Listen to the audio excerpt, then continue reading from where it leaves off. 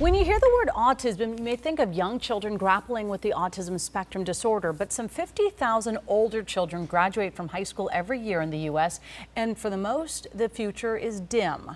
And joining us for the closer look is Joanne Lara from Autism Works Now, and thank you so much for joining us today. Thank you for having me. Well, what does happen to the teens when they graduate from high school if they have autism? Well, you know what's happening. We have 50,000 individuals who are graduating each year from high school with autism. We call it, unfortunately, the school to couch model. So what we're looking for is more skill set that equates to a paycheck. So let's talk about what are some of the skills that these young people are having the most struggles with? That would be the social piece of a job, which is getting along with your coworkers, knowing how to do small talk, looking individuals in the eye, what to say around the water cooler. These are all big challenges, mostly for individuals with autism. So considering those challenges, what type of job is good for them? Well, many of our kids excel in what we call splintered skill sets. So some of our kids can be great numbers, accounting, medical data computation, computers, but then a lot of our kids are good with horticulture, bakery skills, all computer skills.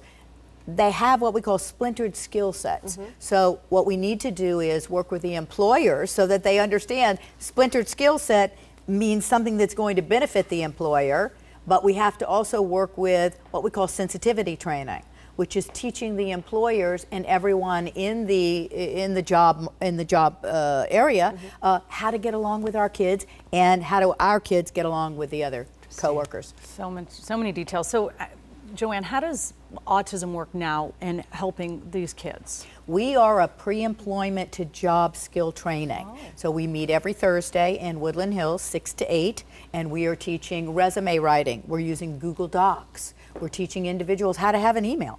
You can't have a job if you don't have an email. How to have an elevator pitch, you know, a really short elevator pitch. How to interview for a job. How to call and get an interview for a job that you're interested in. What about businesses, though? How can they help out if they are looking for, you know, some particular niche or something of that type of skill? Well, what we want businesses to do is open up their idea, push the envelope, if you will, taking on job training on the job, and internships is the real buzzword now, internships. And what about the success? Like, if you're having these workshops every week, are you seeing these kids having some success with the skills that you're teaching them? We are. Three of the Thursdays we meet at CARD, Center for Autism and Related Disorders. It's Dr. Doreen Graham-Pichet, gives us a wonderful home there. And the other Thursday, we go on field trips.